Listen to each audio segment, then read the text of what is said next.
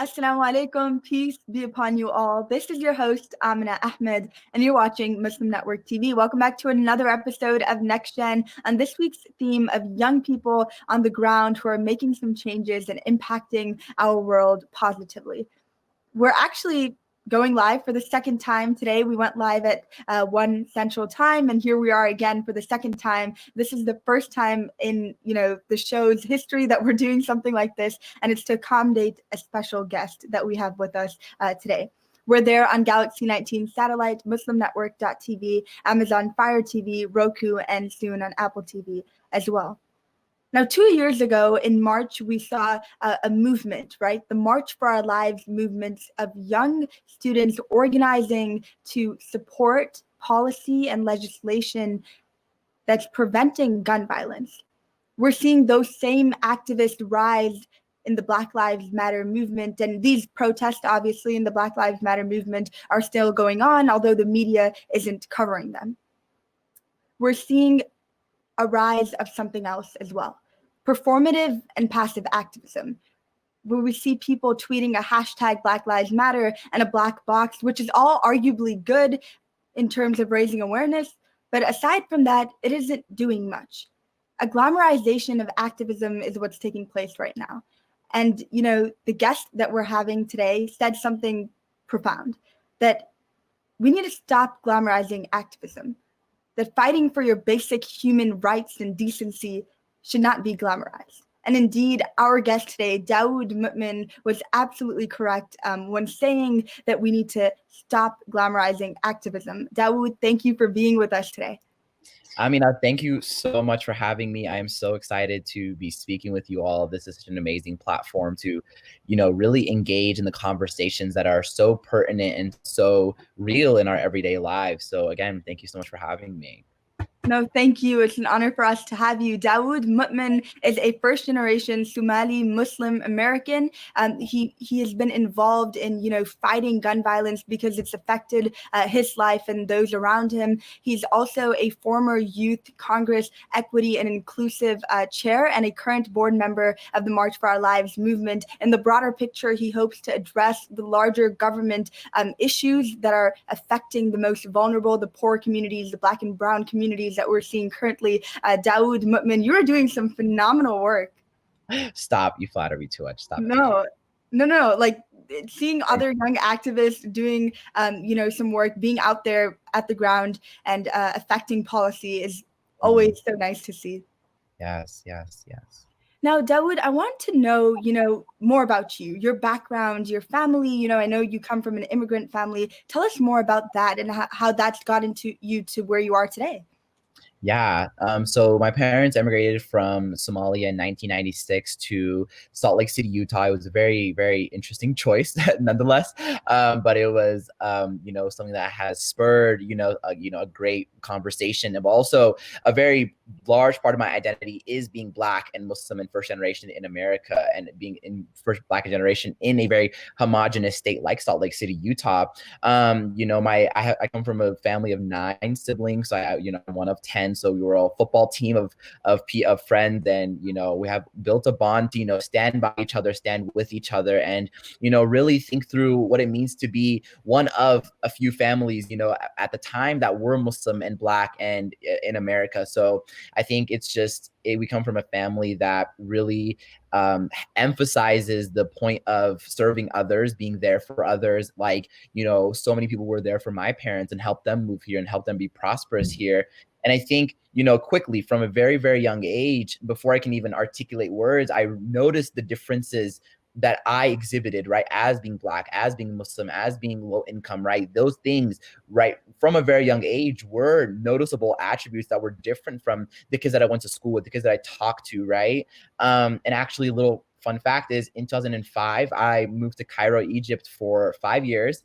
And I lived there for 5 years. Those my parents' mini vacation, as they call it, and came back in 2010, right? But when I grew up, I learned that the reason why we moved there was because of the everyday injustices happening against Muslims in America post 9/11, right? How Islamophobia became something that's exacerbated. And So, from when I passed my English, second language test when I was 12 years old, I dove right into this work. I've been an activist for almost 6 years now, starting off when I was 13, just, handing out water bottles at protests, going to city hall meetings, doing whatever I could to engage in the conversation, right?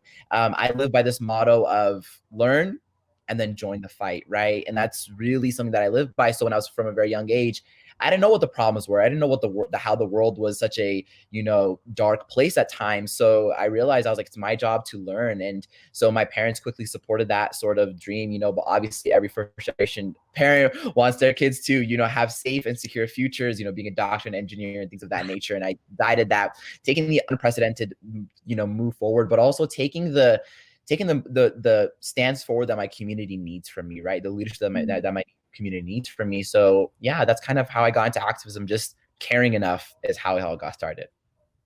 So you think, honestly, everyone should probably get involved? I think as young activists, we hear that label of like, oh, so now you're trying to be an activist. And it's like, shouldn't we all, right? Shouldn't we all try to Yeah, exactly. I hear that a lot, especially from, I don't know, it's like a snarky little comment, but those are the type of things that obviously add up. But, Dawood, would you say there was a defining moment that kind of led to your activism, or was it just your whole life?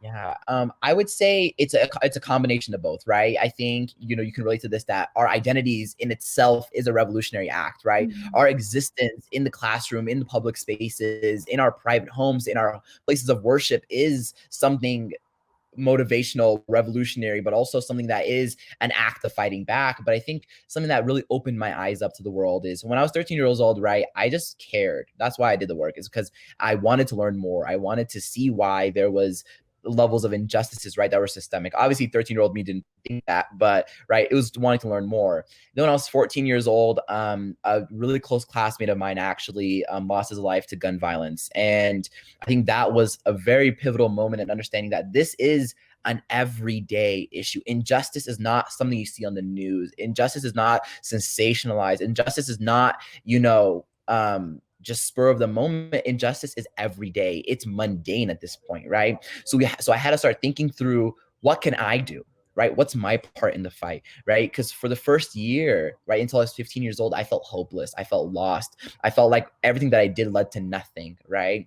And then sort of the Black Lives Matter movement, the movement of, hope, of liberation, of justice, right? It began teaching me that it's not about what you can do. It's about what we can do together, right? And how those conversations shift, and can build that movement, right? And it's about collectivity, not individuality, right? It's thinking about what can we all do? What can we all bring to the table, right? We have artists in our fight. We have speakers in our fight. We have organizers in our fight, right? We have strategists in our fight. We have communications in our fight, right? So what can you do to come to the fight, which has always been one of my pillars, right?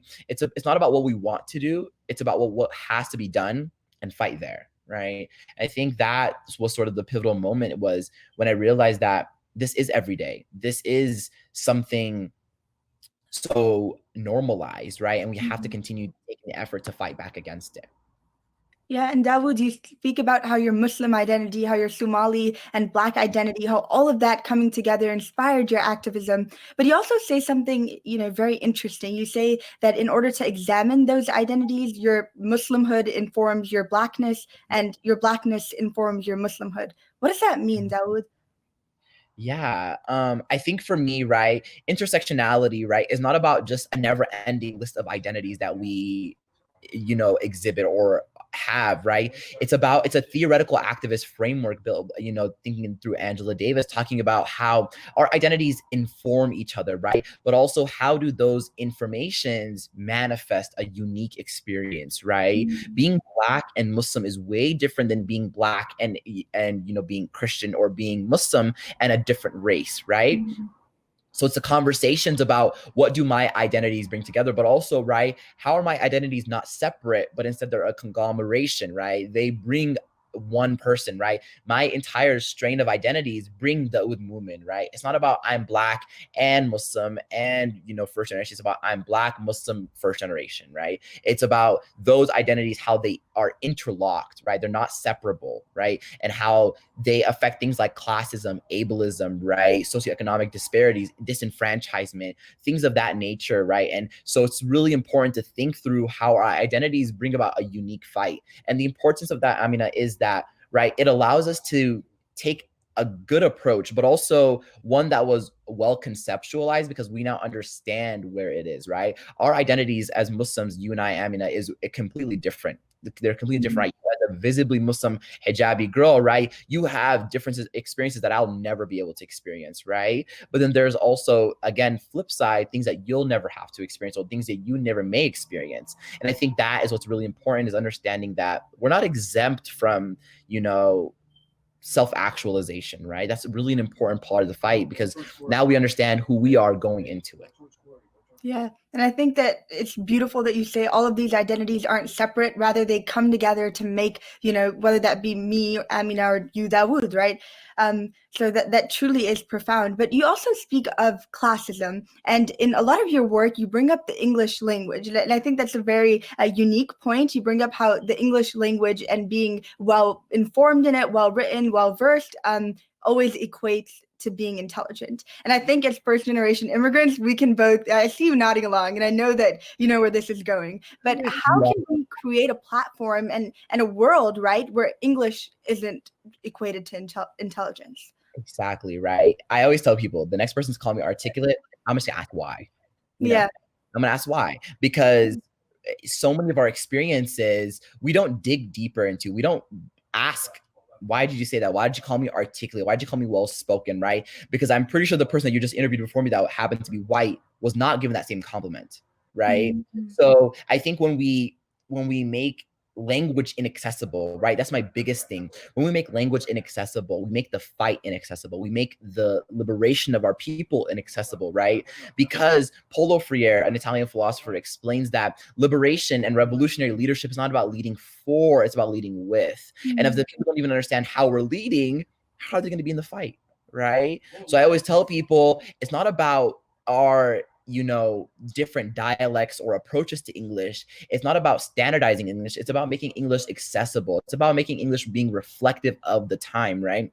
I saw this thing the other day that talked about how a lot of low-income people do practice very leftist ideologies, but can't put them into words, can't theorize them. Why? Because they've been stripped of the words to do so. They've been stripped of the vocabulary to do so, right? Because we think of people, if they're not given 10-syllable words, that they're not explaining enough, right? No, that's not true, right? I like to take a very simple and very universal approach to language, where language is a very personal thing, right? Speaking Arabic, speaking Somali, right? It's a very personal thing to me, right? But one language disenfranchises a group, it no longer becomes as wholesome, right? Now it becomes violent, right? I always tell people English is a colonial language. English is a violent language. English is a language that often is imposed, not chosen to learn, right?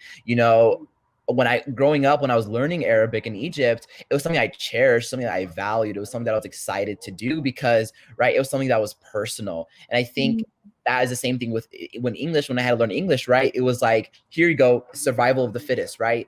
I was told I wouldn't get opportunities if I wasn't well spoken. I was told I wasn't going to get into the right places if I wasn't spoken. So I think that's important, that language needs to be accessible so that the fight can be collective, right? So we're not separated by words. Yeah, and let's be honest, it's not a very pretty language, because it was the language of our colonizers. I'm Indian originally. It's a language we have to learn, but it's not beautiful compared to, Hindi and Urdu and Arabic. These languages are, honestly, they speak to your soul, but then you have English and it's a different story. Not me. Yeah, I mean, I don't know. I'm just gonna be very open about it. It's a very ugly language, right? Let's be honest. But I have heard that a lot. That you're articulate, you're well spoken, but that same thing won't be said to the white activists that spoke right before me. So I agree with you on that. But Dawud, currently with the Black Lives Matter protests, I know you're very involved in those protests. It seems that to some, it was just a trend that it's going away, right? We saw those black boxes that one day, and then now it's just gone, right? And even with those hashtags and black boxes, I was speaking about this with another activist, how a lot of that is very performative. If you're not doing anything more, what's the value of that? So I want you to talk to us about this, right? What is the value in all of this? Is this just being seen as a trend by many who it doesn't affect personally? Yeah. And I start off with that thing. Unfortunately, I don't have enough Oscars to give out, right? We don't have time for acting. We don't have time for people to not care enough, right? And I think that the goal isn't to just make it a trend or to, bash on people, but instead it's to give everyone an opportunity to know that we can shift the narrative, that we can make activism a sustainable fight. We can make activism a long life journey, right? Activism doesn't even something that you be burnt out by in a few months, right? Activism can be something we do for a long time. We read about so many amazing activists and organizers that do amazing work because, right, they were able to find ways to do it sustainably for a long time. And I think that's what's important, is how can we make sure that this fight doesn't end because there's not enough attention on it, right? How can we shift power away from the media and give it back to the people, right? Because trends are owned by networks, by companies, by people, right? They're monetized. So how can we take away that power and give it back to the people that need that power in their hands to deliver the fight? Yeah, and Dawud will be speaking more on your work with the March for Our Lives movement and what those alongside you are doing right after our short break. You're watching us on Galaxy 19 satellite, MuslimNetwork.tv, Amazon Fire TV, Roku, and soon on Apple TV as well. We'll be right back.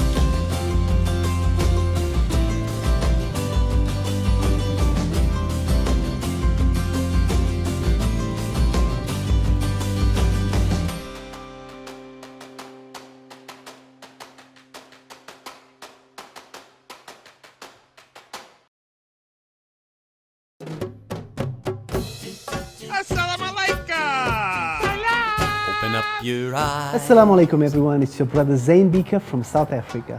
One of the first educational programs ever produced for Muslim children was the ever popular Adam's World series. The colorful and comical Muslim puppets stole the heart of a generation. Sound Vision will be releasing brand new episodes of Adam's World with the launch of a Adam's World app. Subscribers will enjoy new Adam's World episodes as they are released, as well as all the classic episodes of Adam's World. So visit adamsworldapp.com now to learn more, subscribe and enjoy new adventures of Adam and his friends. And let's keep helping tomorrow's Muslims today. Assalamu alaikum. It's Adam's World. Believe me, there's a lot to see. Bismillah, let's explore.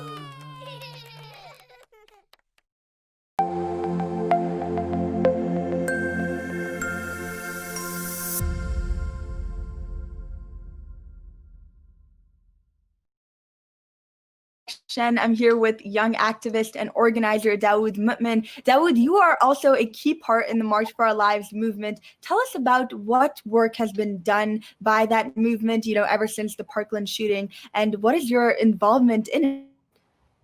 Yeah, so the March for Our Lives, the goal of March for Our Lives really is to take an intersectional and equitable approach to gun violence prevention and violence prevention, right? How do we understand that violence is not something that is individual, but it's systemic, right? How do we think about gun violence in relation to poverty, in relation to homelessness, in relation to education, in relation to patriarchy, into capitalism, colonialism, ideas, right, that are so much larger, because we think of gun violence as a symptom of these larger structural issues, right? How do we think of police violence, right, as a symptom of gun violence? And the work that March for Our Lives is doing is to continue sort of working through the narrative of everyday, right, violence, right? How do we denormalize that, right? Because we still think we so often point to the world-renowned Chicago as the epicenter of global violence, right? But we don't think through, right, what are the sort of factors that have led to that, not only media-wise, but systemically, right?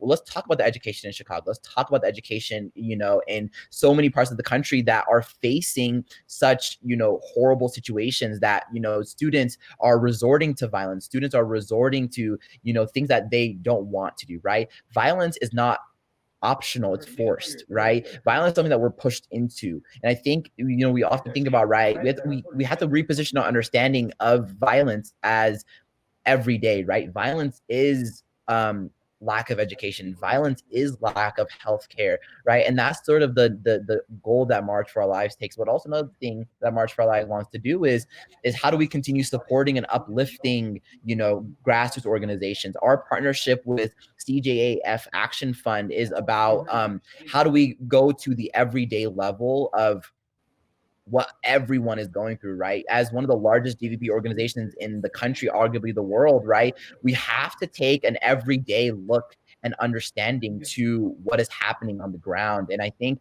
March for Our Lives is looking towards a future that is hopeful, it's safe, and it's loving, right? Activism is not about this larger theoretical system only, right? It's about the everyday impacts of justice, right? How can we return children to their parents? How can we make sure that parents don't lose children to everyday violence? How can we make sure that we're not letting people die because of lack of insulin, right? Things of that nature, right? It's an everyday, how do we restore humanity, right? And I think that's what March for Our Lives' goal is, and we take the the route of gun violence. Yeah.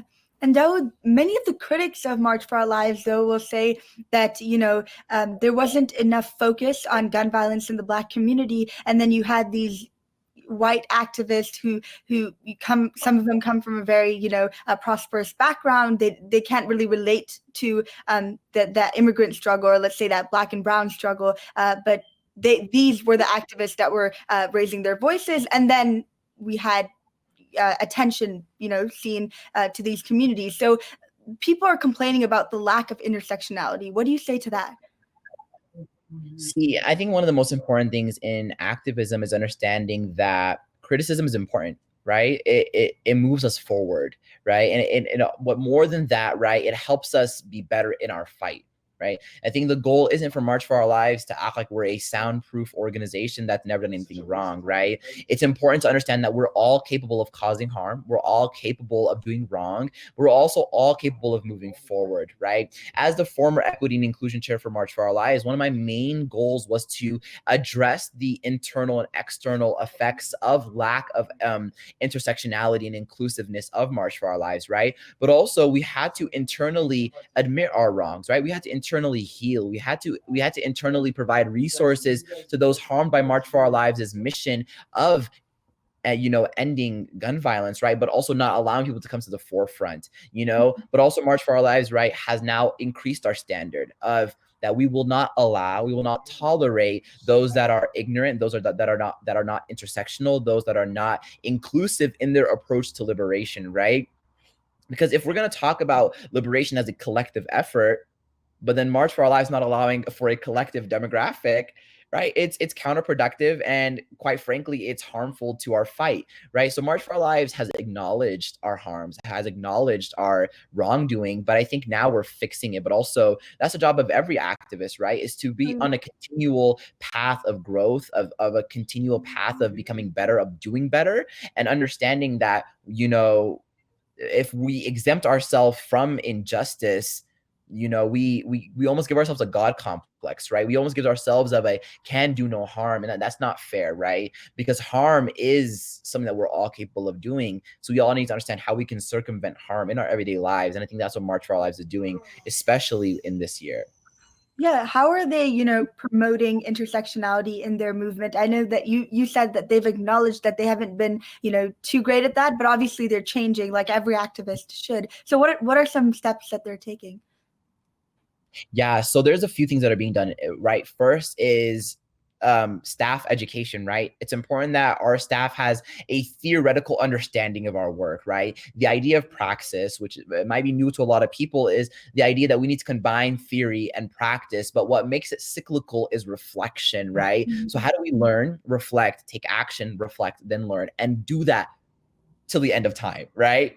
And so March for Our Lives, right, has really instilled a pedagogical approach to our activism of teaching, right, of learning, right, of how can we give and take, right, how can we learn from those on the ground, right? That's the first thing I would say is education. The second thing is it's important that if we want representative understanding of the fight, we have to have a representative demographic in our work, right? March for Our Lives has a youth congress that we build up of 25 activists from around the country that are from different ages, different genders, different sexual orientation, different, demographics, class, economics, whatever it may be, because, right, we need to take a multifaceted approach. We need to take a multi-perspective approach to gun violence, right? But also representation can always be proportional, right? March for Our Lives needs to have more Black and brown people in the fight because gun violence disproportionately affects brown and Black people, right? So I think that's the second thing that we're doing, right, is making sure that our representation is proportional so that our ideology and that our approaches to gun violence are proportional, but also are reflective of the fight and of the issue. The third thing that I would say is messaging, right? We need to be current, right? We need to be supportive, right? During the Black Lives Matter movement and protests all of May and all of June, and currently still, is our goal was to amplify and uplift, right? Our goal wasn't to interject ourselves into the fight, right? But instead it was to give resources to the fight, right? We equipped all of our organizers and all of our staff members with a to-do list of things that they can do to support the Black Lives Matter movement, right? Because at the end of the day, it's not about being at the forefront, but it's like I said before, it's about knowing where you're needed and fighting there, right? March for Our Lives has a platform. March for Our Lives has resources, whether it's monetarily or otherwise. So we need to find ways that we can give that to others and help others and uplift others, right? Yeah, it's definitely not, this raising our voice for the voiceless. It's amplifying the voices that have existed for centuries in this country in particular. Dawud, how have you dealt with backlash? I know you get a lot of that. Tell me how you've been able to deal with that from people who are saying that gun violence is not even an issue in this country. Yeah. Again, I always have to differentiate what's criticism and what is outright rude and blasphemous and violent, whatever it may be, right? So I always think if it's criticism, listen, right? Learn and understand. Go back to the drawing board, right? I always tell people, go back to the drawing board, learn more, right? Read a new book, right? You find a problem, Google it, right? I think that's my biggest thing. Criticism is so essential to our work, but also I think criticism is an act of love, right? It shows that I care about you, Amina, right? I care about you enough to tell you that you're wrong so that you can grow alongside and be in the fight, right?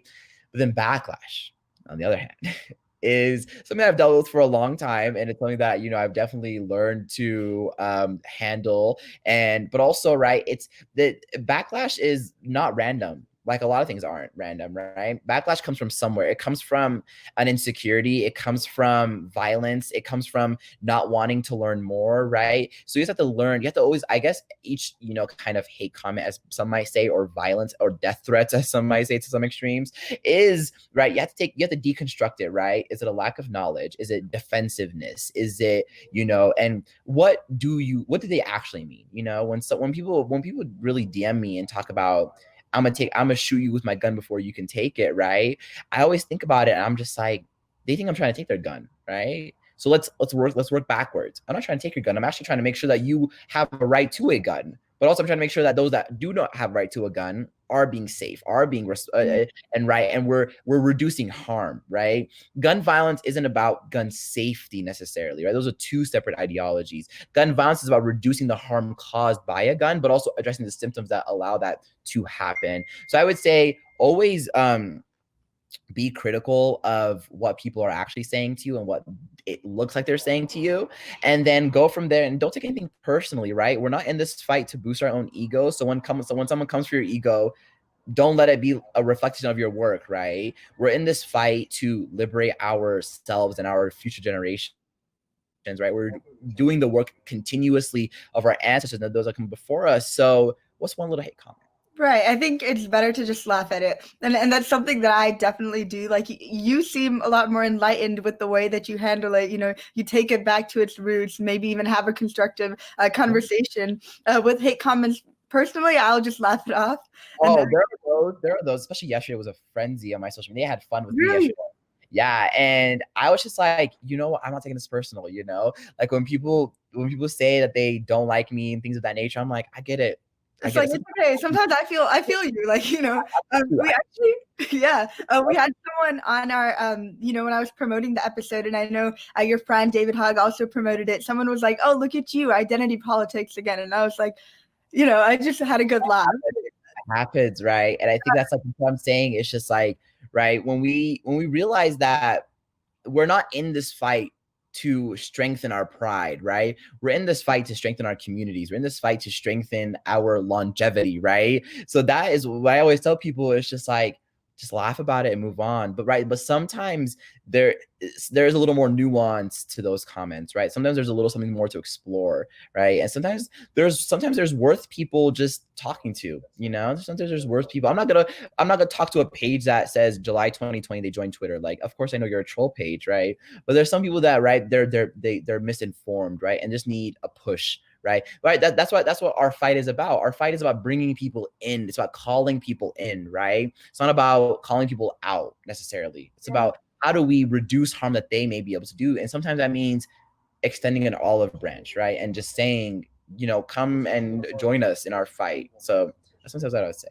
Yeah, and Dawud will be speaking more on how we can extend, you know, our arms to those who want to join our fight, and the importance of young people and getting involved right after our short break. I'm here with Daud Mumin, and we'll be right back.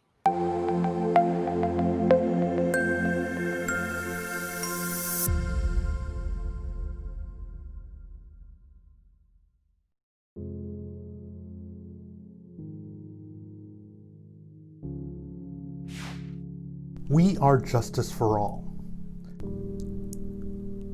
Headquartered in the heart of downtown Chicago, Justice for All is a global humanitarian initiative dedicated to raising awareness for human rights concerns impacting vulnerable minority groups.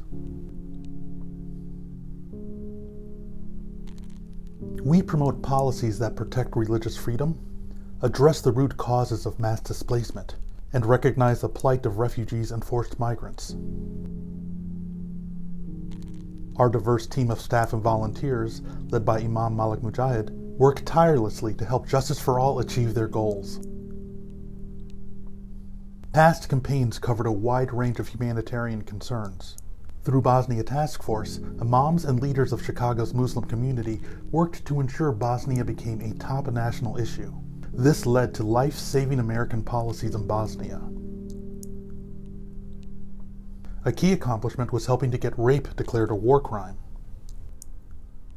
Initiatives also included Kosovo Task Force, Central African Republic Task Force, and Flint Coalition, which brought awareness to the water crisis affecting the people of Flint, Michigan.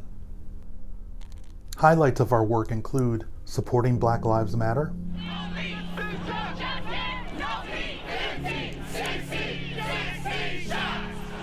Parliament of the World Religions, addressing climate change. So wasteful consumption starts the ruthless production, and that's where we need all the fossil fuel in the world.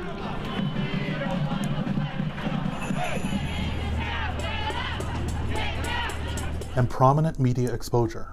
This is Imam Malik Mujahid, President of Justice for All. And I'm the Director of Outreach for Justice for All. And that's why we need to go back to what worked. Today we're demanding an apology from the CEO of Costco. The Chinese crackdown on Uyghurs and other Turkic people has only gotten worse.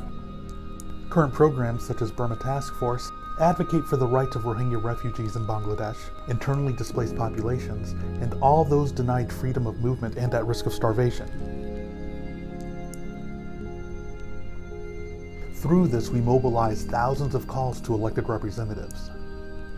This paved the way for the U.S. to increase funding for Rohingya refugees from $30 million to over $600 million.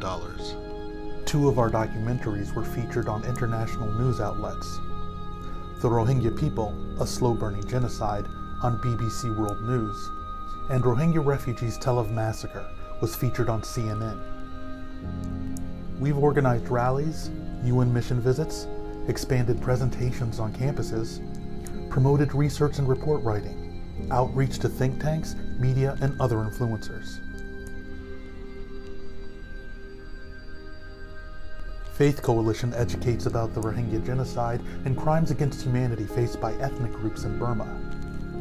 We've traveled to refugee camps, convened a meeting of Karen, Kachin, and Rohingya leaders, both to encourage cooperation and to guide them in congressional outreach. We organized Rohingya Advocacy Day. This led to over 100 participants visiting the offices of 60 U.S. senators and congressional representatives. Free Kashmir advocates for the people of Kashmir. Long-term goals include the call for self-determination, the end of the Indian military's occupation of the territory, and raising awareness of Kashmiri issues among the American people. After the August 5th reinvasion of Kashmir, we organized national protests in front of various Indian government buildings, partnered with Stand With Kashmir, and launched a petition condemning the Gates Foundation's decision to present Prime Minister Modi a humanitarian award. Save Uyghur informs Muslims and neighbors of other faiths about the ongoing cultural genocide of Uyghur Muslims and mobilizes public support. Our projects include boycotting Chinese products with our Fast from China campaign, pushing Bill S-178 in the Senate, and organizing a nationwide protest of Costco.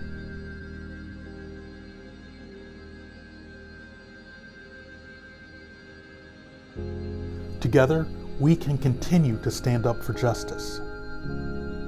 Justice for all.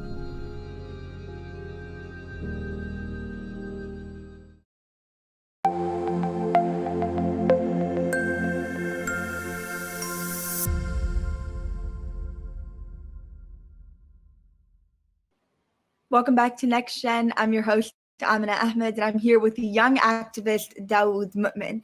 Now, Dawud, why is the voice of young people so important, not just in the activist field, but just in virtually every space that, young people we exist, right? Why is it so important?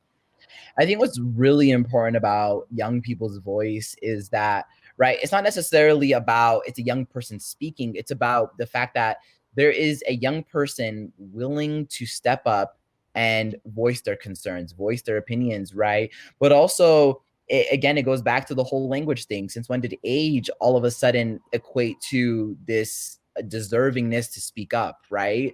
As a 19-year-old, I've probably been through a lot more than some people in this world can only imagine going through, right? So it's about what can we bring to the fight? But also, it's so important to understand that activism is an intergenerational struggle, right? But also it's an intergenerational movement, right? We need people that are 80 some years old, but we also need people that are as young as 10 years old, right? Being there alongside us, right? Because systemic violence sometimes doesn't care about age, right? So it's about how can we all come to the table collectively, right? But I also think young people, what's really important about young people is that we provide a fresh set of eyes and a unique perspective, right? But also a unique energy in the fight, right? We bring a passion that sometimes is needed. We sometimes bring a passion that doesn't exist. And I think that is what's really important, is that this national conversation about gun violence, this national conversation about Black Lives Matter has been consistently driven by everyone,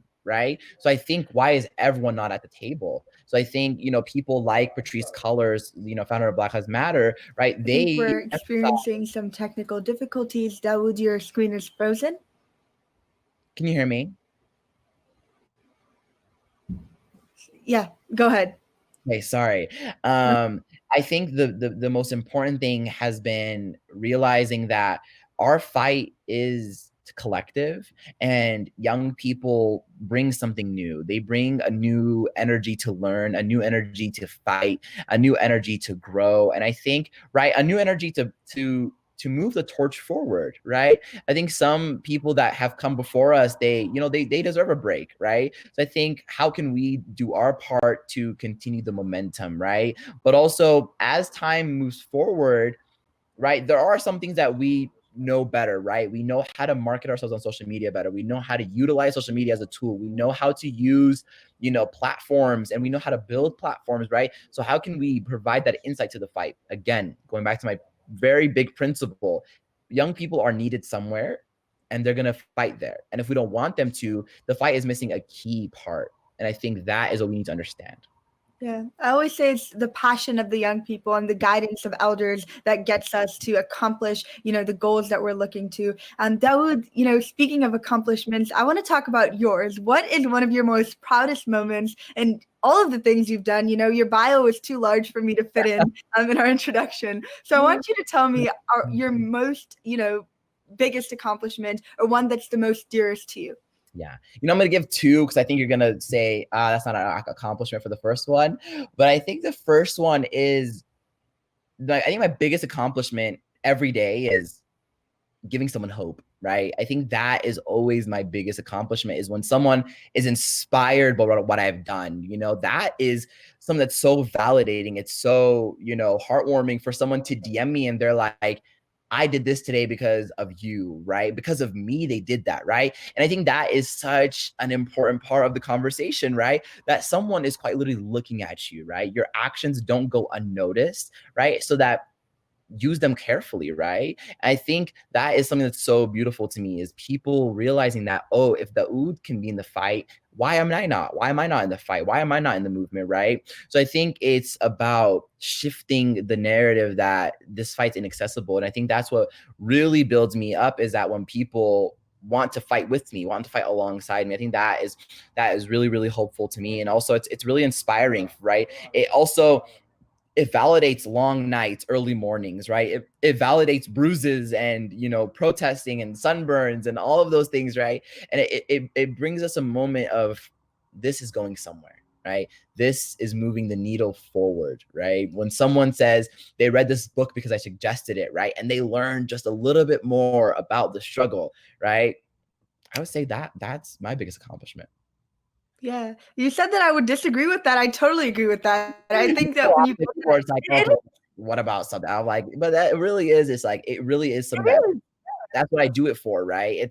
It's that people need that light to move forward to. And Angela Davis talked about this, right? People need to move forward knowing that the light is there, but they even don't see it, right? So how can we be that light for each other, right? Even though we don't see liberation just yet, how can we be the needle towards it? How can we be the people that move it just a little bit closer to that goal, to that end, world where, it's perfect and it's for us, not against us.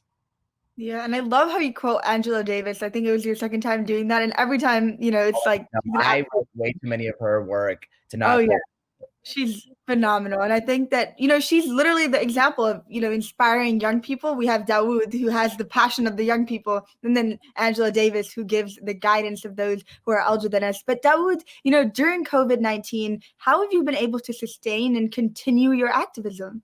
Yeah, I think one of the most important things about activism, right, is that it's not, it has to be current, right? Activism has to be kept up, and activism has to be remodeled, right? So I think one of the biggest things in COVID-19 that taught us is the power of digital organizing, right? The power of collectivity without even being next to each other, right? It's the power of, right? But I also think it's pointed out an inequity in activism, right? Not everyone has access to social media. Not everyone has access to technology. Not everyone has access to the ability to do things like this, right? So I think about I learned this from, one of my mentors, and he says, the work that we do is not always about building a perfect world, but it's about how do we build perfectly, right? How do we see the problems in its entirety, right? How do we uncover? How do we expose, right? Abolitionism is not about just ending systems. It's about examining systems, right? It's about seeing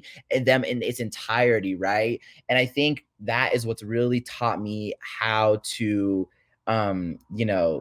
build during COVID-19. But, right, I think what's really also, forced me and to challenge me to rethink is, Audre Lorde, she talks about how do we, dismantle the master's house without using the master's tools, right? How do we think of outside these systems that we're so ingrained in, that are so systemic in our lives, that they become normal, right? That they become impossible to deviate from, right? I think that was a challenge in COVID, is what can we do to start imagining systems differently? How can we start imagining worlds differently, right?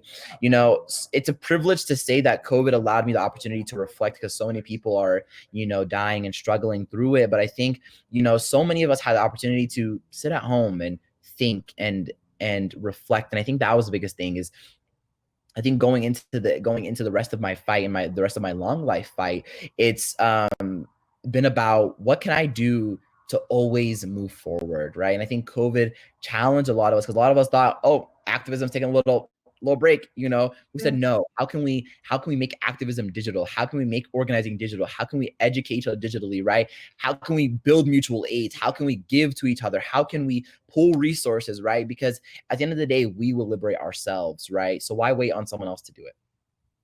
That's profound, right? We will liberate ourselves. Why wait on someone else to do it? And I think that even with just young people, we're starting to create platforms for ourselves to get resources from those who are, willingly giving it to us, because for far too long, we do complain that we aren't given enough resources and enough platforms, but why not create those ourselves? Yeah.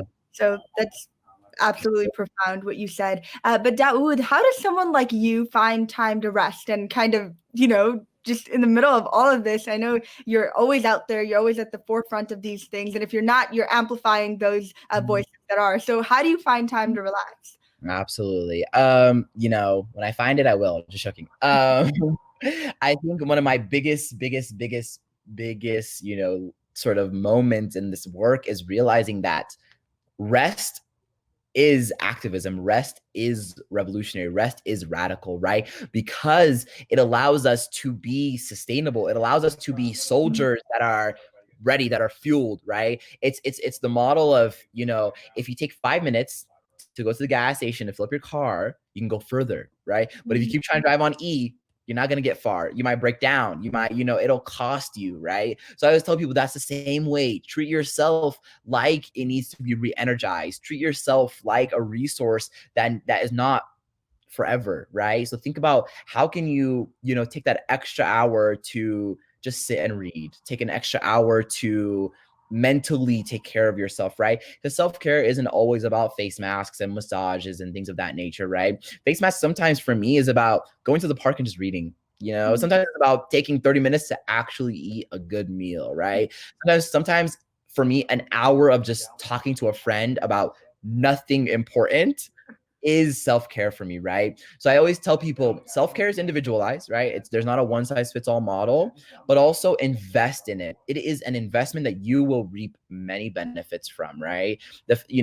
In June, to be honest, I didn't take care of myself, right? But that was because April and May I was. So I had the energy to keep going during June, right? I always tell people, if you keep yourself taken care of, you're able to come close to that threshold. But if you're not, you're going to cross it, right? And that might have severe, adverse effects on your livelihood. So that's why I was able to have long nights and early mornings and marching every day, but also maintaining a job and this and that, because, I knew that one day I'll need that energy. One day I'll need that reserve of power that I, had. And also I would tell people nutrition is so important. Take care of your body, right? Because your body is literally what is keeping you moving, right? And it's about how do you nourish your mind, right? How do you nourish your body? That's another thing that, right, makes activism inaccessible. So many people don't have the energy to do it because sometimes they don't have the resources to be energized, right?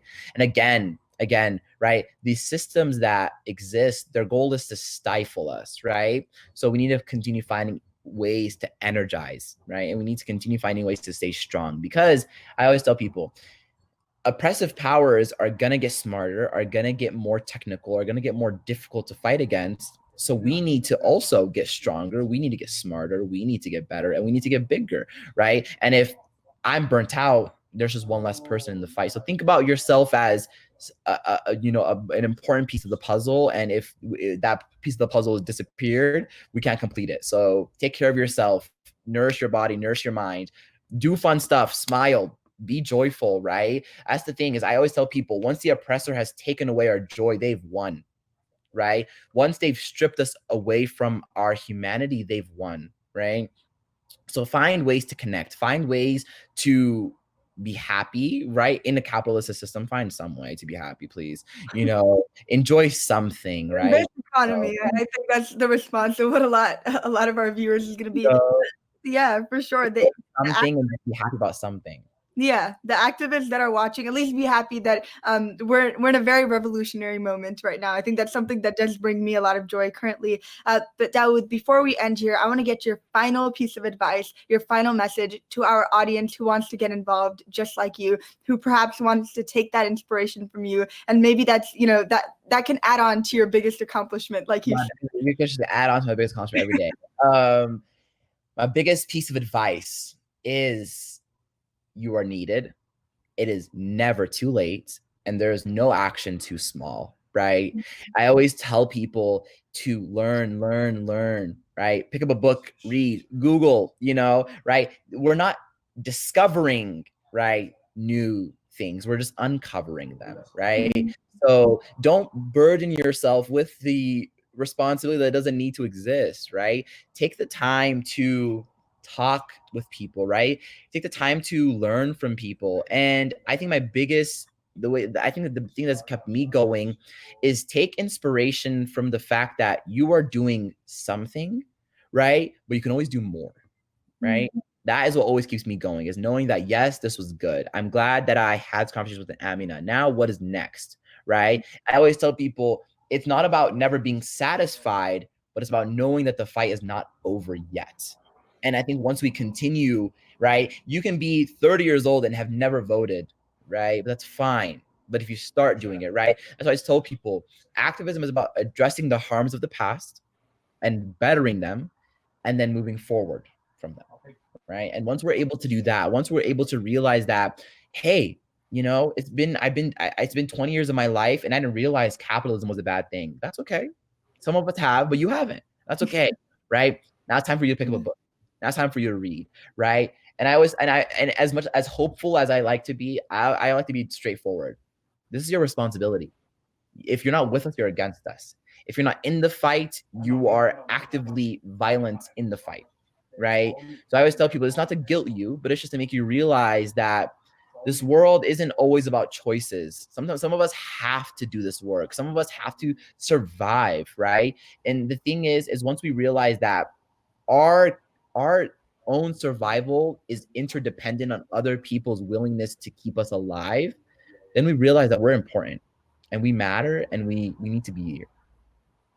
Yeah, indeed, it's a responsibility on all of us to educate ourselves. Like Dawud said, go pick up a book, right? I think we should all be doing that. Motto, go pick up a book. Go pick up a book. Yeah. We all need to be educating. It's always important. It's always powerful when people choose knowledge over ignorance, right? Because ignorance is not blissful, it's violent, right? Yeah. Ignorance can be harmful. Ignorance is harmful. So how can we pick up a book and join the fight? Dawud, I'm going to steal that from you. Ignorance is not blissful, it's violent. I think that's going to be my new quote now. Thank you so much, Daud Mumin, for being with us. Thank you to all of our viewers for tuning in to this week on young people who are doing some groundwork, who are making some changes in our world. And until next week, take care, everyone. Assalamu alaikum. Peace be upon you all.